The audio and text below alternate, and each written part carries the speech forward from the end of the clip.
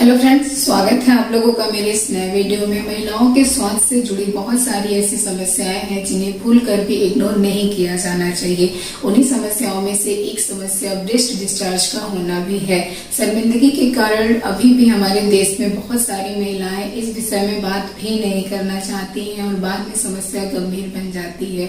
कम जानकारी होने के कारण लोग इसकी गंभीरता का अंदाजा भी नहीं लगा पाते हैं और समस्या बहुत ज्यादा बढ़ जाती है। तो आज हम लोग इस वीडियो में यही जानेंगे कि ब्रेस्ट डिस्चार्ज क्यों होता है, ये कितने तरह का होता है, किन कंडीशंस में ये डेंजरस होता है, कब ये नॉर्मल होता है। तो महिलाओं के स्वास्थ्य से जुड़ी ये बहुत ही इंपॉर्टेंट वीडियो है। वीडियो में अंत तक मेरे साथ बने रहें और अगर आप इस चैनल पे नए हैं तो चैनल को सब्सक्राइब भी कर दीजिए ताकि जो भी हेल्थ रिलेटेड हमारे वीडियो आए उनका नोटिफिकेशन आप तक पहुंच जाए। तो ब्रेस्ट डिस्चार्ज के बारे में जानने से पहले हम लोग वुमेन ब्रेस्ट के बारे में थोड़ा सा जान लेते हैं। तो एक ब्रेस्ट में लगभग 15 से 20 लोब्स प्रेजेंट होते हैं जो छोटे छोटे लोब्यूल्स से बनकर बने होते हैं। लोब्यूल्स में बहुत ही छोटे ग्रैब लाइक सैक्स होते हैं जिन्हें एल्वुलाई बोलते हैं और ये एल्वुलाई ब्रेस्ट मिल्क को सिक्रीट करते हैं, उन्हें स्टोर करने का काम करते हैं। ये जो मिल्क स्टोर होते हैं ये मिल्क लैक्टिफेरस डक्ट के थ्रू लोब्स से निपल तक जाने का काम करते हैं। तो एक ब्रेस्ट में जितने लोब्स प्रेजेंट होते हैं उतने ही लैक्टिफेरस डक्ट प्रेजेंट होते हैं, यानी कि 15 से 20 डक्ट प्रेजेंट होते हैं और डिस्चार्ज में एक या एक से ज्यादा डक्ट इन्वॉल्व हो सकते हैं।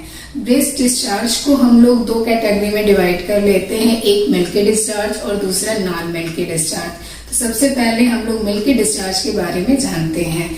प्रेगनेंसी के दौरान और ब्रेस्ट फीडिंग कराने वाले महिलाओं में मिल्की डिस्चार्ज कॉमन है, ये नेचुरली होता है और ये दोनों ब्रेस्ट में एक साथ होता है। इवन कि ब्रेस्ट फीडिंग स्टॉप कराने के बाद भी 1-2 साल तक महिला को थोड़ा बहुत डिस्चार्ज हो सकता है, तो ये नॉर्मल है। लेकिन कुछ महिलाएं जो अभी तक प्रेग्नेंट नहीं हुई हैं, जिनको प्रेगनेंसी नहीं है या फिर अनमैरिड हैं, ऐसे लोगों में भी मिल्की डिस्चार्ज देखने को मिलता है। इस कंडीशन को गैलेक्टोरिया बोलते हैं। तो अगर ऐसी महिलाओं में मिल्की डिस्चार्ज हो रहा है तो कुछ इसकी पैथोलॉजी हो सकती है। मेल एंड फीमेल में प्रोलैक्टिन नाम का हार्मोन प्रेजेंट होता है जो हमारी ब्रेन में सिक्रीट होता है और ये ब्रेस्ट के जो ग्लैंड्स होते हैं उनको स्टिमुलेट करने का काम करता है। लेकिन अगर किन्हीं कारणों से ये प्रोलैक्टिन हार्मोन का सिक्रेशन ज्यादा होने लगता है तो फिर ब्रेस्ट से मिल्की डिस्चार्ज होता है, जो प्रेगनेंसी और ब्रेस्ट फीडिंग के दौरान नेचुरली होता है, क्योंकि नेचुरली प्रोलैक्टिन हार्मोन जो है बहुत ही हाई लेवल का हमारी बॉडी में हो जाता है। और भी बहुत सारे कारण हैं जिनसे प्रोलैक्टिन हार्मोन ज्यादा हो जाता है, जैसे कि अगर एक्सेसिव ब्रेस्ट को स्टिमुलेट किया जाए ब्रेस्ट के ग्लैंड को तब हो सकता है। कुछ मेडिसिन जैसे anti acid, oral contraceptive pills, antipsychotic drug, anti epileptic drug अगर लिया जा रहा है तो भी प्रोलैक्टिन हार्मोन बढ़ जाता है बॉडी में। पिट्यूटरी ग्लैंड में एडिनोमा है, थायराइड हार्मोन की कमी है या फिर अगर ब्रेस्ट में किसी तरह की इंजरी हुई है, किसी तरह का कट लगा है, तो ऐसे कंडीशन में भी प्रोलैक्टिन हार्मोन ज्यादा हो जाता है। अगर लीवर या किडनी में किसी तरह की कोई प्रॉब्लम होती है तो प्रोलैक्टिन हमारी बॉडी से फ्लश आउट नहीं हो पाता है, बॉडी में एक्सेस अमाउंट में प्रेजेंट रहता है। Breast lump, PCOS, excess exercise या फिर एक्सेस स्ट्रेस भी इसका कारण हो सकते हैं।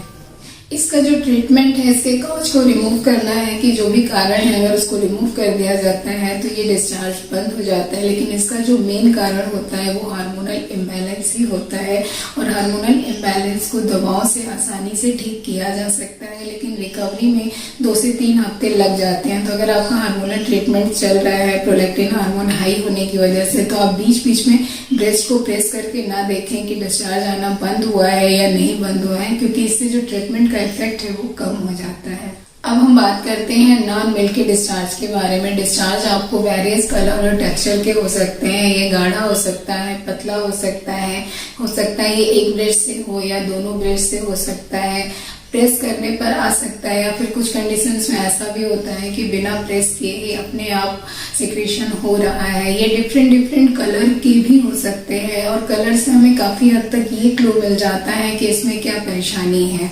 अगर येलोइश या व्हाइट कलर का पस लाइक क्लाउडी डिस्चार्ज हो रहा है तो ये इन्फेक्शन या मेस्टाइटिस की वजह से हो सकता है और इसको दवाओं से आसानी से ठीक किया जा सकता है। रेयर केस में सर्जरी की जरूरत पड़ती है। अगर ब्लडी डिस्चार्ज हो रहा है तो इसमें एक से अधिक डक्ट इन्वॉल्व हो सकते हैं। ये डक्ट एक्टेसिया, इंट्राडक्टल पैपिलोमा या फिर ब्रेस्ट कैंसर जैसे केस में होता है और ये जनरली एक ब्रेस्ट को अफेक्ट करता है। डिलीवरी के बाद भी कुछ महिलाओं को कुछ दिन बाद ब्लडी सा डिस्चार्ज आ सकता है। ये नॉर्मल है और जनरली कोई पैथोलॉजी नहीं होती है, लेकिन जांच कराना, इन्वेस्टिगेशन कराना जरूरी है ताकि अगर कोई प्रॉब्लम है तो उसको पता लगाया जा सके। ब्लैक या ग्रीन कलर का डिस्चार्ज कैंसर या डक्ट एक्टेसिया के केस में देखा जा सकता है। इसका जो रिस्क है वो स्मोकर्स में या फिर पेरीमेनोपॉजल वुमेन में ज्यादा होता है।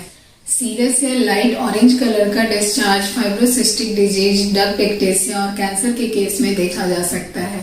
क्लियर डिस्चार्ज प्यूबर्टी की एज में 13 से 17 साल तक आ सकता है और इसमें घबराने की कोई जरूरत नहीं है। ये नॉर्मल ग्रोथ का प्रोसेस है, लेकिन अगर आपको लंब के साथ है तब कोई पैथोलॉजी हो सकती है या फिर परसिस्टेंट लगातार आपको क्लियर डिस्चार्ज बना हुआ है तो ये कैंसरस हो सकता है। अगर आपको निप्पल के सरफेस से डिस्चार्ज हो रहा है तो ये पैगेट डिजीज या फिर एक्जिमा के कारण हो सकता है। कुछ लोगों में कभी कभी महीने 2 महीने पे एक बार डिस्चार्ज हो जाता है, तो इसके लिए घबराने की जरूरत नहीं है। ये अक्सर उन महिलाओं में देखा जाता है जो है ब्रेस्ट एक्सरसाइजेज करती है या फिर फिजिकल रिलेशन के समय ब्रेस्ट को बहुत ज्यादा स्टिमुलेट किया जाता है। इसका डायग्नोसिस कैसे किया जाता है? तो इसके डायग्नोसिस के लिए बहुत तरह के इन्वेस्टिगेशंस किए जाते हैं। सबसे पहले तो कि किस तरह का डिस्चार्ज हो रहा है, कोई लंप प्रेजेंट है या नहीं, ये देखने के लिए डॉक्टर आपका फिजिकल एग्जामिनेशन करते हैं। मैमोग्राफी, अल्ट्रासाउंड, डक्टोग्राफी, ब्रेस्ट MRI जैसी जांचें कराई जाती हैं। आपका ब्लड टेस्ट कराया जाता है आपके हार्मोन लेवल, प्रोलैक्टिन और थायराइड को जांचने के लिए। ब्रेस्ट के टिश्यू की बायोप्सी ली जाती है और अगर पैगेट डिजीज सस्पेक्टेड है तो ऐसे में स्किन बायोप्सी ली जाती है। डॉक्टर आपकी डिस्चार्ज की स्टडी भी करते हैं। आपका सीटी स्कैन भी ब्रेन का कराया जाता है, ये देखने के लिए कि पिट्यूटरी ग्लैंड में किसी तरह का एडिनोमा तो नहीं बन रहा है। अगर डॉक्टर को सस्पेक्टेड है कि प्रेगनेंसी है तो आपको प्रेगनेंसी टेस्ट भी करा सकते हैं, क्योंकि प्रेगनेंसी के दौरान भी ब्रेस्ट डिस्चार्ज होता है। इसका ट्रीटमेंट क्या है? तो ट्रीटमेंट इसका काज रिमूवल ही है। अगर किसी तरह का हार्मोनल प्रॉब्लम है तो डॉक्टर आपको हार्मोन की मेडिसिन देते हैं। अगर फाइब्रोसिस्टिक डिजीज, कैंसर, कोई लंप है, डक्ट एक्टेसिया है, डक्टल पैपिलोमा है तो ऐसे केस में डॉक्टर सर्जरी प्लान करते हैं। इन्फेक्शन के केस में डॉक्टर एंटीबायोटिक्स प्रोवाइड करते हैं। तो उम्मीद है ये वीडियो आपके लिए यूजफुल रहा होगा। लास्ट में मैं बस इतना कहना चाहूंगी कि अगर आपको किसी तरह का ब्रेस्ट में लंप है या फिर किसी तरह का डिस्चार्ज हो रहा है, स्पेशली अगर ब्लडी डिस्चार्ज हो रहा है या फिर कुछ ऐसे कलर का हो रहा है जो मिल्की नहीं है, तो आप जरूर से डॉक्टर को दिखाएं। ये जरूरी नहीं है कि कैंसर हो, लेकिन कैंसर भी इसका एक कारण हो सकता है, तो लापरवाही नहीं करना है। अगर वीडियो पसंद आया हो तो इसे लाइक कीजिएगा। Thank you.